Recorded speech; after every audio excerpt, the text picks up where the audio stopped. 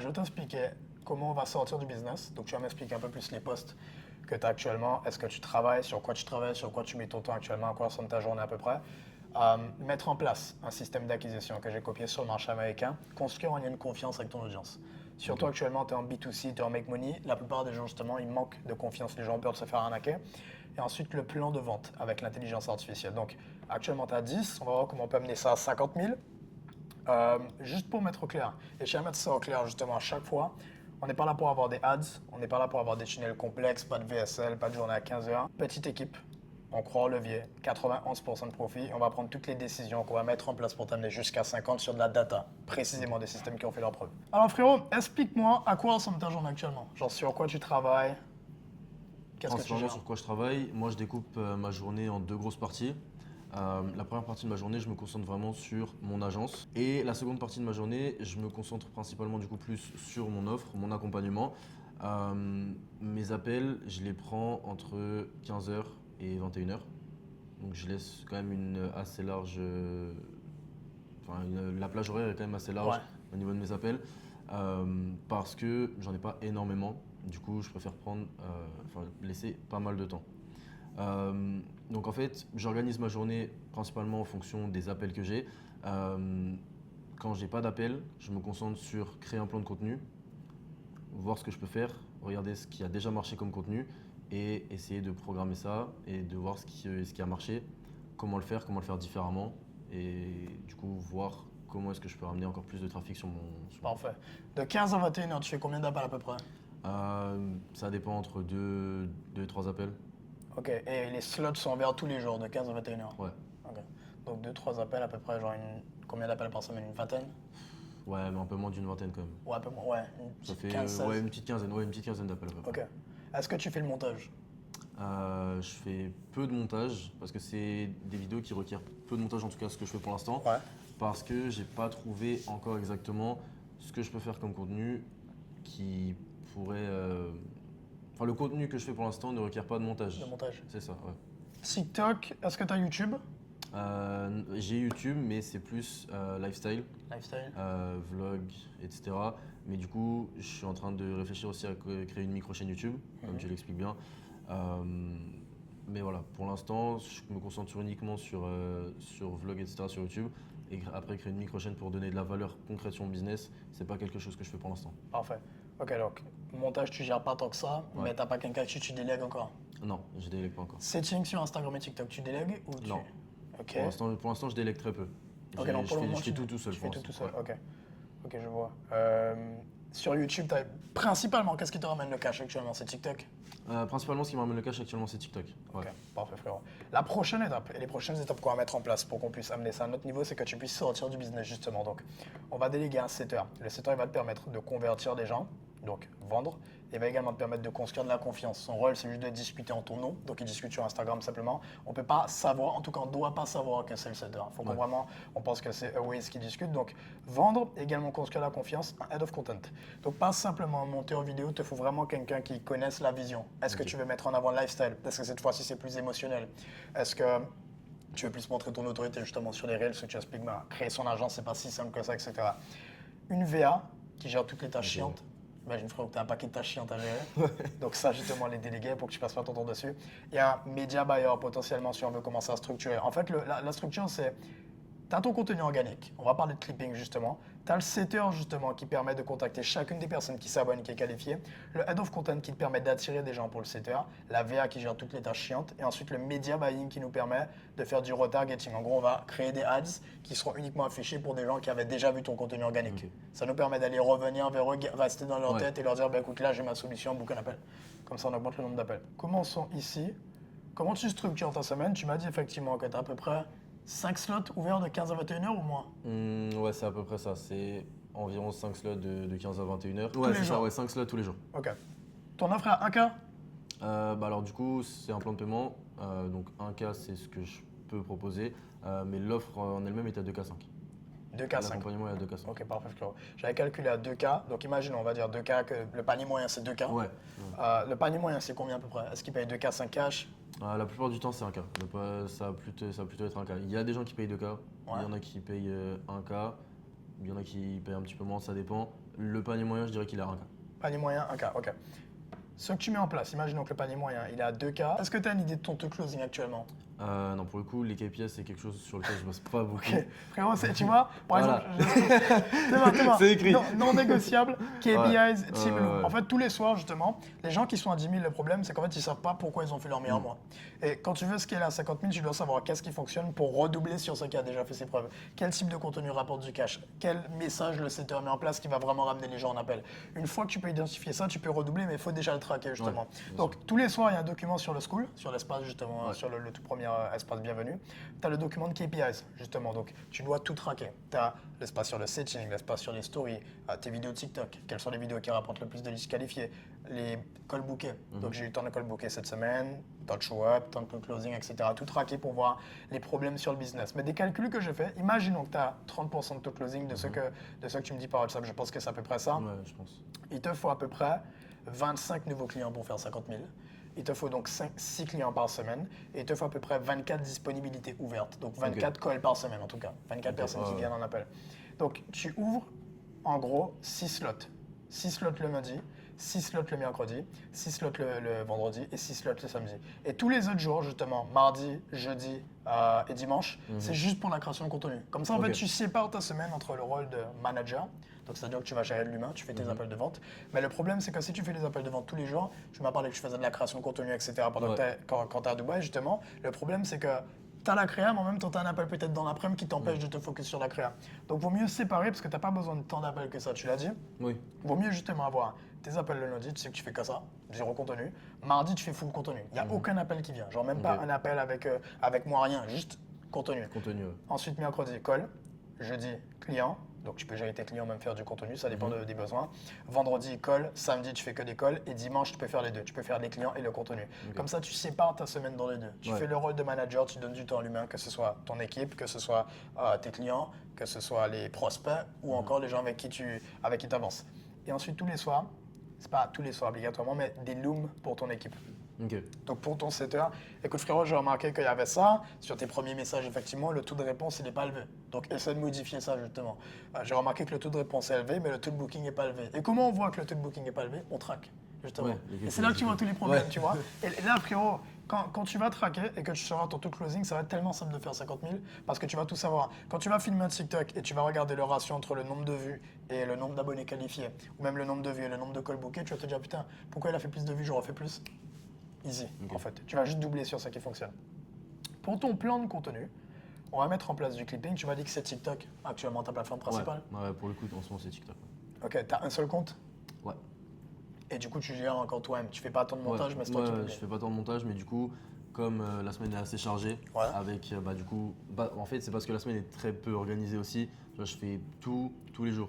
C'est-à-dire que le contenu, je le fais du coup, là, je suis à Dubaï, donc j'ai le temps, donc je le fais. Mais si j'ai des calls dans l'après-midi, je prends aussi mon call. Faut que je fasse, alors c'est pas du montage vraiment, mais organiser bien les vidéos, penser au plan de contenu, gérer les clients. Donc du coup, ça fait que j'ai peu de temps pour faire plusieurs comptes, le clipping ou du montage, etc. Donc ouais, du coup, c'est assez brouillon, on va dire. Ouais, c'est clair. Pour te donner une idée, du coup, on va mettre en place du clipping. Surtout que dans ton cas, tu es en B2C, justement mi-mass market, pas trop en même temps, tu es dans l'entre-deux. C'est stratégique de mettre en place. Là, actuellement, tu es dans une situation, malheureusement, tu n'as pas de levier. C'est-à-dire que tu publies une fois sur un seul compte et la durée de vie de tes vidéos, à moins qu'elles soient virales, ce qui, quasiment toutes les vidéos ne vont pas virales, il n'y en a qu'une. Généralement, c'est 2 semaines si la vidéo ne va pas virale. Ce qu'on va mettre en place, c'est qu'on va filmer du contenu une fois et on va faire en sorte que le contenu puisse être clippable à long terme. Ce que j'entends par là, c'est que le contenu pourra être filmé une fois, perdurer sur le temps et être publié plusieurs fois sur plusieurs comptes et continuer à performer tout en attirant ton avatar client. Donc ça peut être du contenu podcast, ça peut être ce qu'on fait actuellement face caméra, ça peut être les vidéos que tu filmes FaceTime, donc tu prends vraiment ton téléphone, tu filmes FaceTime, ça performe méga bien justement ça aussi. Tu filmes une fois, tu donnes à un manager justement qui gère le clipping et là tu auras des comptes de clipping. Donc idéalement tu as à peu près 10-15 comptes en clipping qui publient chacun 4 vidéos par jour. C'est ça qui est bien, parce que tous les plans que tu as filmés ces derniers temps, tu mets sur un Google Drive, il y a quelqu'un qui peut le diffuser tous les jours. Il y a un gars de 18-16 ans qui est là et qui peut attendre, littéralement prendre tes plans, faire des plans lifestyle avec toi. C'est ça que Keo met en place, Iman Gadi, enfin tu les connais dans tous les cas. Juste pour vous donner une idée, imaginons qu'on mette en place le clipping. Tu as 15 comptes, c'est ça qu'on va mettre en place idéalement. On met ça en place après la vidéo, donc 15 comptes, ça fait 60 vidéos par jour. Ça fait 1800 vidéos par mois. Et si on fait TikTok plus Instagram plus YouTube, ça fait 5400 vidéos par mois. Genre, tu vois, Ouais. frérot, les concurrents différent. publient 30 vidéos par mois maximum, tu Ouais. vois. Nous, on fait 60 vidéos dans la journée. Celui qu'on voit le plus, c'est celui qui gagne. Plus on te voit dans tous les cas, plus tu gagnes. Donc ça, ce serait idéalement justement pour multiplier ta visibilité et hooker l'avatar. Il faut que les gens te voient constamment. Maintenant, comment on va faire en sorte que le contenu, justement, comme je t'ai dit, soit clippable, mais pas seulement clippable, du contenu qui maximise le cash par vue. Donc vraiment, ok, on filme, ok, on est partout, mais comment on fait pour faire en sorte qu'on fasse de l'argent? Est-ce que tu as un type de contenu où tu as remarqué vraiment, putain, il me rapporte pas mal de leads qualifiés? Est-ce que tu demandes aux gens quand ils viennent en appel de vente, qu'est-ce qui t'a ramené? La plupart du temps, moi, ce qui me ramène vraiment du coup des clients et des leads qualifiés, c'est quand je monte mes résultats. Ouais. À chaque fois, c'est je monte mes résultats, je parle face caméra avec enfin, vraiment de la valeur pure. Je dis voilà, là, de telle date à telle date, j'ai fait tant. Et bon, après, la plupart du temps, souvent, euh, enfin, le personnage est un peu différent de ce que je suis en vrai, mais tu vois, c'est assez arrogant. Donc je dis, bah, en gros, si tu fais pas ça, c'est ta faute. Ouais. Réveille-toi, tu vois. Et du coup, c'est ça qui marche parce que bah, ça engage pas mal de personnes avec des gens qui soit sont admiratifs ou qui sont dans ce business et qui comprennent que ce que je fais c'est pas mal, ou avec des gens justement qui disent bah non, tu vois, tu dis de la merde. Tu polarises? Voilà, c'est ça. Ok, Donc parfait. là où vraiment où je monte mes résultats, c'est là, c'est vraiment ce qui me rapporte le plus de leads. Ok, donc résultat et quand même polariser les gens pour Ouais. créer deux camps. Ok. C'est ça. C'est top. Regarde, je vais te montrer un truc sur le plan de contenu. Quand quelqu'un vient, justement, quand quelqu'un paye chez toi, tu dois avoir un formulaire d'onboarding. Et même avant que quelqu'un paye chez toi, dans l'appel de vente, tu lui dis, écoute frérot, pourquoi tu es dans l'appel? Ou si c'est une femme, qu'est-ce qui t'a amené dans l'appel? Donc, quand quelqu'un vient dans l'appel, tu demandes qu'est-ce qui t'a amené, tu essaies d'identifier le contenu. Et quand quelqu'un paye, c'est là que tu prends de la data. Genre, mes clients, quand ils payent, ils ont un formulaire. Et je sais exactement pourquoi mes clients payaient. J'ai choisi ton programme parce que ta vision résonne avec la mienne. La clarté, le fait de bosser sur son business plutôt que dans le business, la marge, courir, etc. Question de fini, je travaille avec des gens avec qui j'ai consommé du contenu gratuit. Dès que je vois, je me pose plus de questions. Ensuite, toute la valeur que tu expresses gratuitement, la simplicité, tu vois, le mot revient 2 fois, ton storytelling et blague à part, je pense surtout. Et voilà, là, il y avait quoi? L'âge qui sort du lot, qui déchire ta jeunesse. Et donc, justement, une fois que j'ai rassemblé tous ces points, je sais comment câbler mon contenu. Parce qu'en fait, je sais pourquoi ils ont payé. Donc, je fais plus le contenu par hasard. Ils me disent littéralement, écoute, Hans, ça m'a fait acheter. Ouais. Frère, je vais faire ça 20 fois, tu vois. Donc, regarde là, justement. Attends, regarde. Le lundi, stratégiquement, j'ai déjà remarqué que c'est le roulement, en tout cas pour des coachs, quelle que soit la niche, tu fais du contenu preuve. Le contenu preuve, c'est juste tu mets en avant tes clients. Ouais. Et tu n'es pas obligé de dire mon client a gagné tant, simplement tu peux enregistrer tes appels avec tes clients. Tu enregistres un appel, les appels en one-to-one que tu fais avec eux quand tu les coaches, tu l'enregistres avec Loom et tu le publies. Tu donnes à ton clipper, à ton monteur vidéo, il publie. Ça montre que il est là pour ses clients. Et même si le client dit regarde là, j'ai fait tant avec mon agence, etc., avec ton système, c'est de la preuve directe, mais c'est très naturel. Crédibilité, ce dont tu m'avais parlé justement. Tu parles de tes résultats. J'ai fait tant aujourd'hui, j'ai fait tant en temps de temps, voici comment. Valeur, et là tu ne parles pas des chiffres du tout, tu parles juste de comment. Tu dis, écoute, si tu es dans telle situation avec ton agence et que tu vas atteindre tel objectif, voici quoi clairement mettre en place. Juste valeur, purement valeur. Ensuite, émotionnel. Ça peut être ton storytelling. Tu m'as dit que tu t'es né aux Antilles ou pas? Non.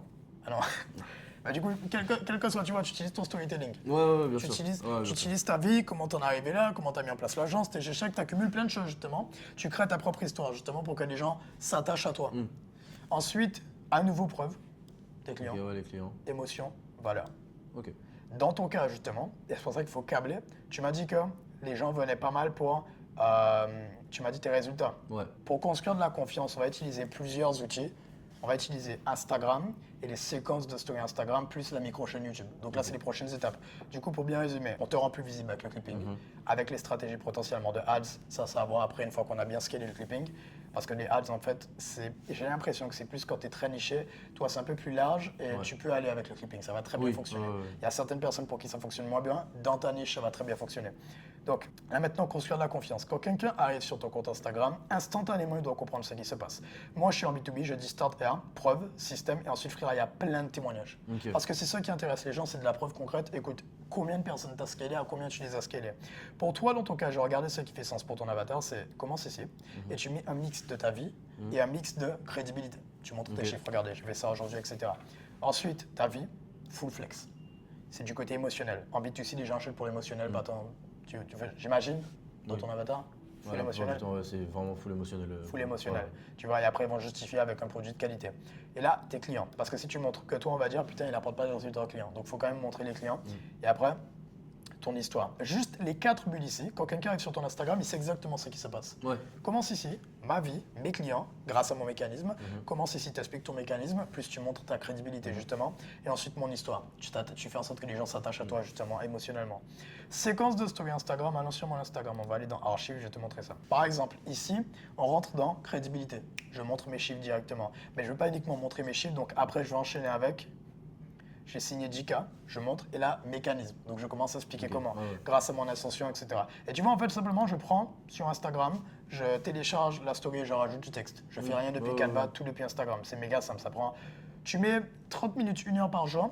Tous les gens qui te voient sur TikTok avec le clipping, tous les gens qui entendent parler de toi, de Airways, etc., tu les ramènes vers Instagram. Quand ils s'abonnent sur Instagram, ils tombent sur toutes les séquences que tu as en bio, les stories à la une. Et ensuite, au quotidien, tu montres tes séquences de stories Instagram. Et c'est là que tu les convertis justement. Et ton setter aussi. Mécanisme. Hop, mécanisme. Donc je montre encore une vente, la crédibilité. Et là, je montre une cliente. Preuve. Et ensuite, une autre cliente. Preuve. Et après, call to action. Tu vois, simplement, call to action à la fin. Tu peux mettre call to action un peu au milieu de la story, mais en gros, là, une structure de story, c'est tu hook l'avatar, tu racontes une histoire, donc généralement, c'est du mécanisme, de la preuve, ou même complètement une histoire, comme c'est émotionnel. Un call to action au milieu, moi, j'ai mis à la fin, c'était une erreur. Vaut mieux mettre au milieu, et ensuite, après, tu dis, et attention, si tu penses que XXX, ça ne fonctionne pas, voici la preuve que ça fonctionne. Preuve. Voilà, frérot. Donc, on a fait ça. Est-ce que toi, tu as des questions là déjà par rapport à ça? Est-ce que tout est good? Moi, mon argument de vente vraiment, c'est, parce que et c'est la vérité, c'est que je bosse pas avec tout le monde. Dans le sens où, moi, vraiment, ce qui fait que ça vend aussi pas mal, c'est que quand je suis en call, j'explique que l'accompagnement il est assez sélectif. Ouais. Il n'y a pas tout le monde qui a accès à cette valeur parce que la plupart des problèmes, et c'est aussi ça qui a fait que j'ai beaucoup converti ces derniers temps, c'est parce que je me différencie en fait de toutes les agences, de tous ceux qui gèrent une agence, qui vendent des accompagnements à grande échelle et ça ne marche pas. Et ils prennent tout le monde. C'est ça, ils prennent tout le monde et du coup, en fait, en expliquant ça, le client, du coup, il se sent plus privilégié entre guillemets et il comprend que moi j'ai mon agence qui tourne à côté, que je fais du chiffre à côté et que aujourd'hui, si il prend l'accompagnement ou pas, c'est pas ça qui va déterminer si tu vois, demain je vais manger ou pas. Tu vois, voilà, t'as pas besoin de lui. C'est ça, du coup, c'est plus compliqué pour moi de mettre de la preuve entre guillemets avec les clients, dans le sens où, alors il y en a, mais tu vois, si les noms ils se répètent tout le temps, est-ce que c'est pas un problème? Non, c'est pas un problème. Genre, vaut mieux en mettre que de ne pas en mettre. Même si les noms se répètent, tu peux utiliser comme un élément marketing pour dire regardez, je prends très peu de personnes, mais le peu qui rentre, ils gagnent de l'argent. Le peu qui rentre, ils arrivent à avoir des résultats.